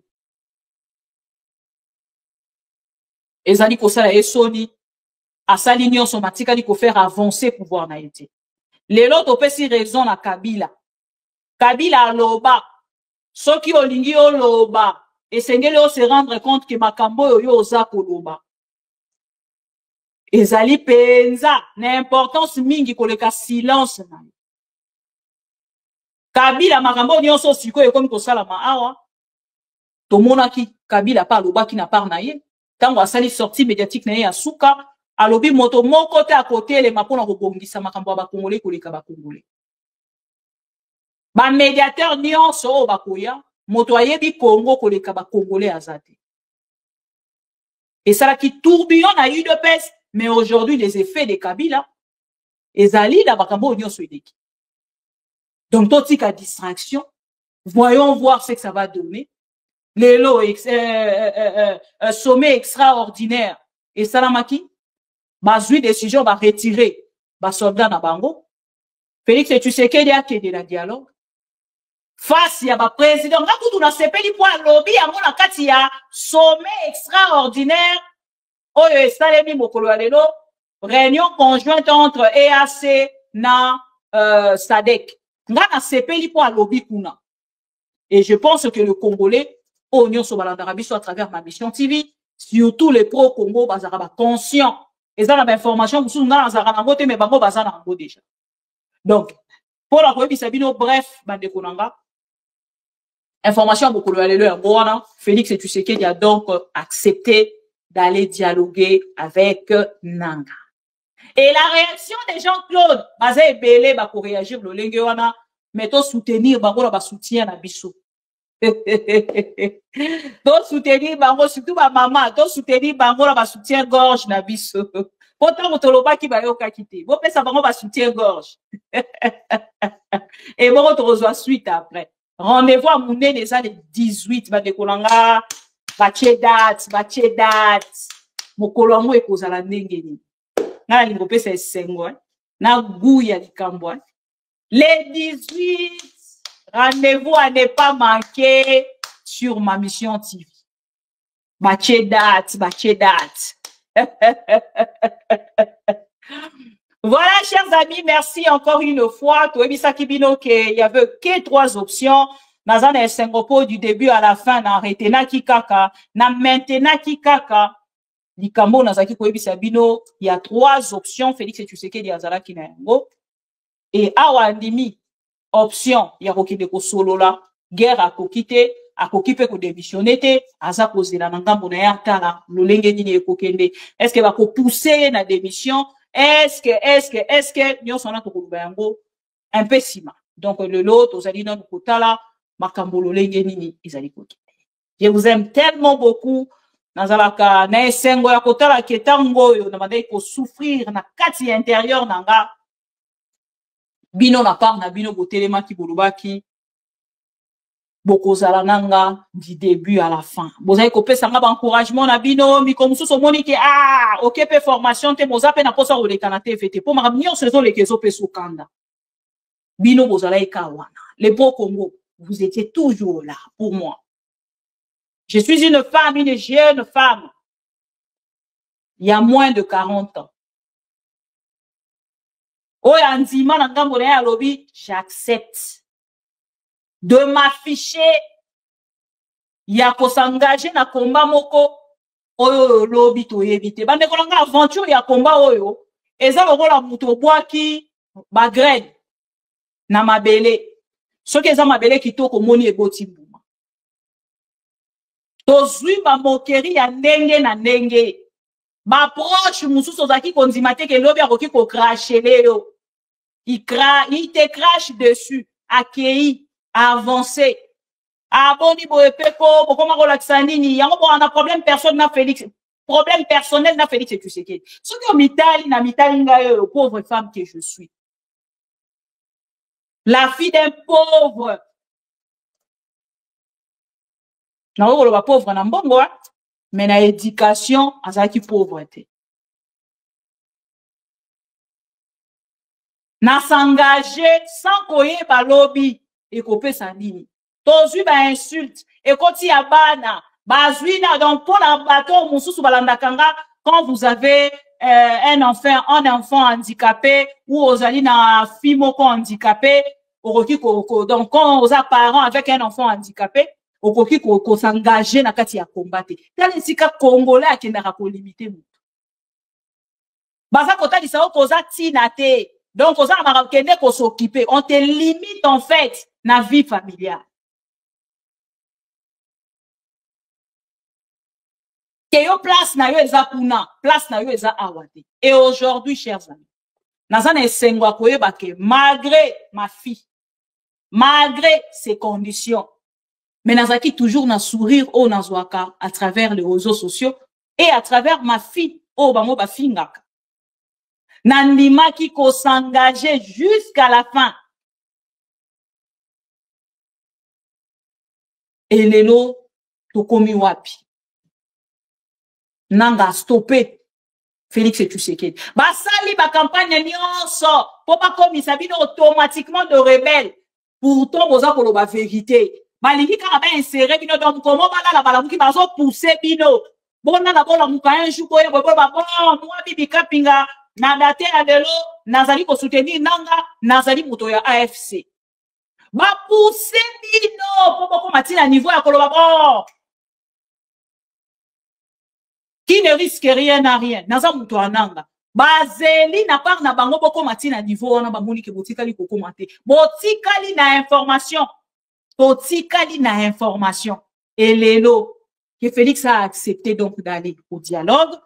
Le père de l'église catholique, Bazali n'a pas félicité. Balobi, félicitations à Félix et Tshisekedi, surtout. Nandenga s'est dépassé. Voilà. Amade kotan ke la bino ango, na sisa kite boli bisanga, na lobara tellement mingi. Et j'aime tellement parler, c'est mon travail, j'adore ça. Mais je suis timide hein, chez moi en famille. Je suis très timide en famille. Négociation directe entre Kinshasa et l'AFC Bar M23. Ndeko Joli, y côté là. Merci beaucoup pour la contribution en direct. Merci beaucoup. Et surtout, merci à vous. Voilà. Négociation directe entre Kinshasa et AFC M23. La Cinco et les CC félicitent Félix Tshisekedi pour son esprit de dépassement. Pour elle, il n'existe pas de solution militaire fiable et durable à ces conflits. Voilà pourquoi seul un véritable consensus national peut permettre de trouver des solutions holistique, durable. Voilà. On a réaction à 5 mokolo adelo. Alors, chers amis, d'abord, na bino moko, bisikanya sobozwami, soki esengeli, bomi pesa ba félicitations, bo se consoler, neko pro Congo, JT 550, to yambio, bienvenue na kati ya famille, ya ba membre, ya famille pro Congo, na badge oyo uti kozwa ndeko mata nuzola bonsoir. Voilà. Alors na bandeko nyonso bolandaka biso, bandeko nyonso bozaka connecté na ma mission TV. La première de choses ezali koyebisa bino bota les sika to buti, bota les sika to komi. Et la suite to kozwa ngo kaka na bandenge tozali ko avancer, ceux qui to kotika ensemble, ceux qui to kokabwana, je ne sais pas. Mais oh ezali objectif ya mama Bibi Kapinga. Ezali ke tokutana ensemble bisika o tokosuka na Félix Tshisekedi. C'est ça mon souhait, c'est ça mon objectif. Total ndengeni Félix Tshisekedi akosuka to bandaki ngolo kwa théâtre na décembre ba bisi Félix zonga sima. Bon ça nini? Toza na armée, toza na basanda, toza na police. Tout mon opposition ko ekobima, ezo msabiso sima. Yo nani otele belanga. Alobi boya pointé du doigt. Et awa na kolobala bino na simplicité azweni makambo pour que to avancer. Sora kokende kosala ki malin na ye o akenda kosala pour détourner. Nanga a suite fin boyebi. Vive le dialogue. Chers amis, merci encore une fois. Félicitations à vous parce que vous croyez qu'il y a biso, ma mission TV, vous pesa ki biso loboko, vous soutenez ki biso financièrement, moralement, spirituellement, physiquement payé.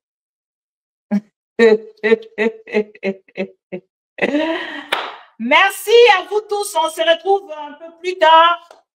Mandegomoussou balobi nanga to sala téléphone ouvert. To sala yango un peu plus tard, total à sondage, il y a téléphone ouvert. Et vous allez ndengeni. Et on a le bas quitté. Félix Tshisekedi. Est-ce que Nanzela na yo okoki ko négocier na nanga? Pour nanga lobi azali prêt à ko négocier na. Au grand jamais, tant que je serai président de la République démocratique du Congo, je n'aurai en face de moi la délégation du M23 ou de l'AFC, là où je ne sais pas, pour négocier. Jamais, au grand jamais, tant que je serai président de la République démocratique du Congo, je n'aurai en face de moi la délégation du M23 ou de l'AFC, là où je ne sais pas, pour négocier. La paix va devenir définitive. Je n'ai pas besoin d'aller m'installer là-bas pour que les choses marchent. Il ne faut pas que ma personne soit forcément là pour...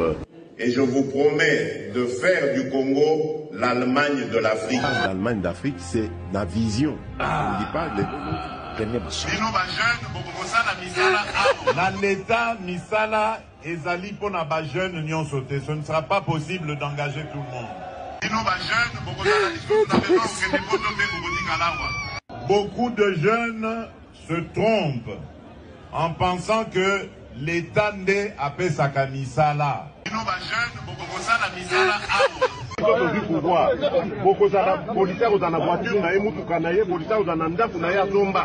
Je rends hommage au président Joseph Kabila. Aujourd'hui, nous ne devons plus le considérer comme un adversaire, mais plutôt comme un partenaire de l'alternance démocratique dans notre pays. Le vrai commanditaire de cette opposition, c'est mon prédécesseur, c'est Joseph Kabila. Il y a des pièges dans cette constitution. Et les guerres qui s'en sont suivies, la fameuse guerre du CNDP, la guerre du M23 d'hier et d'aujourd'hui, rentrent dans ce cadre de ce que vous avez vu dans cette constitution à l'article 217. Congolais Moko, pas deux. Moko. Je commence la guerre contre le Rwanda. Je vous le dis ici, mot de retenir. Ne permet pas de mettre en pratique ce que j'avais dit. Je ne veux Pour pas. notre paix, qu'est-ce qu'on doit faire? Il faut lui faire la guerre. Et je l'ai dit. Je le redis ici. Je vous le dis parce que j'avais réservé. J'ai fait une interview ce matin avec une chaîne étrangère. J'ai pas voulu le dire. Je l'ai dit. J'ai réservé la primeur au peuple congolais à Tchangou tout à l'heure. Et je le dis à la première chaîne congolaise ici, chez vous. Merci. À la moindre escarmouche, des rigolos que vous avez vus s'exprimer à Nairobi. La moindre escarmouche, lisez sur mes lèvres. Je vais réunir les deux chambres en congrès, comme me le recommande la Constitution, et je vais leur demander l'autorisation de déclarer la guerre au Rwanda. Je le dis et je pèse mes mots. Parce que je suis même prêt à cela. Et aujourd'hui, on n'a même pas besoin d'envoyer des troupes au sol au Rwanda. De chez nous, nous pouvons atteindre Kigali. Pourquoi seulement maintenant, pas hier? Parce que j'en ai marre. Ils inventent cette parodie d'opposition. L'Alliance du fleuve Congo. C'est Charlot qu'on a vu la chose à Nairobi. Pour repositionner le M23. Donc vous comprenez que j'avais eu toujours raison de dire je ne parlerai jamais au M23. Parce que je sais que ce sont des pantins que Kigali place et déplace comme il veut. Je sais que c'est vous les Rwandais qui êtes derrière. Maintenant, ça suffit. Et j'ai dit aux Américains, ce que je vous ai dit, ce que j'ai dit devant le peuple à Tchangou, je l'avais dit précédemment. Parce que par respect pour les Américains, j'ai dit voilà, vous voyez que Kagame se moque de nous, je vous l'avais dit. Il se moque de nous. Maintenant, il faut qu'il y ait quelqu'un qui se lève pour l'arrêter, et moi, je suis ce quelqu'un-là. C'est pour ça que je dis. Je le redis ici.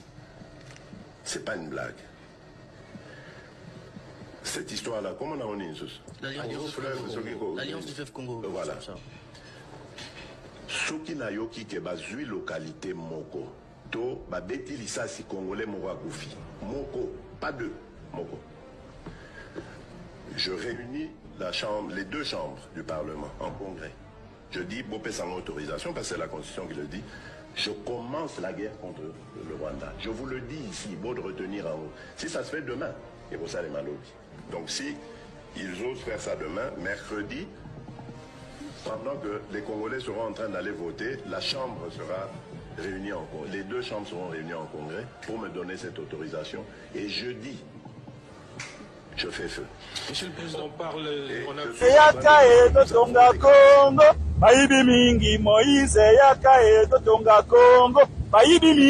Ça, c'est le peuple qui chante. Le peuple a voté Katumbi. On a Kanda Azanango, Nenge Mokonzi Mboka Musala Naye, Kotambola Mokingo Bimba. Je l'avais dit dans l'émission au début du mandat. Que Moutoyo, grand frère, Félix Antoine Tshisekedi Tshilombo, Azaki na mission pour ça 1000 voyages touristiques. Dans le Bagayango. En raison de 500 voyages par mandat. Sikasikawa a commis 666 voyages touristiques. Alors, les Congolais n'ont pas besoin de quelqu'un qui vient profiter de sa fonction.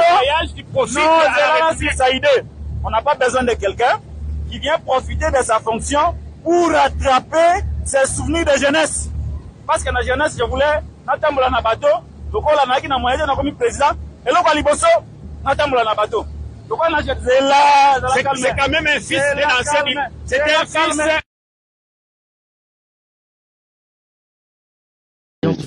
Voilà. Soki na yoki ke bazui localité moko. To badeki lisasi congolais moko akufi. Moko, pas deux. Moko. Je réunis la chambre, les deux chambres du Parlement en congrès. Je dis, Bopé sans autorisation, parce que c'est la Constitution qui le dit. Je commence la guerre contre le Rwanda. Je vous le dis ici, bon de retenir en haut. Si ça se fait demain, c'est pour ça les malheureux. Donc si ils osent faire ça demain, mercredi, pendant que les Congolais seront en train d'aller voter, la Chambre sera réunie en congrès. Les deux chambres seront réunies en congrès pour me donner cette autorisation. Et jeudi.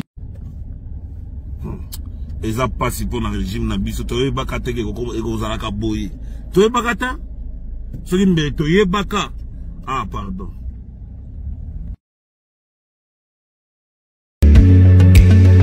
Et la culture du mensonge est en train de gagner du terrain. On ment comme on respire au Congo. On ment pour couvrir ses propres inerties. On ment pour couvrir son incompétence et parfois pour justifier son irresponsabilité. On ment.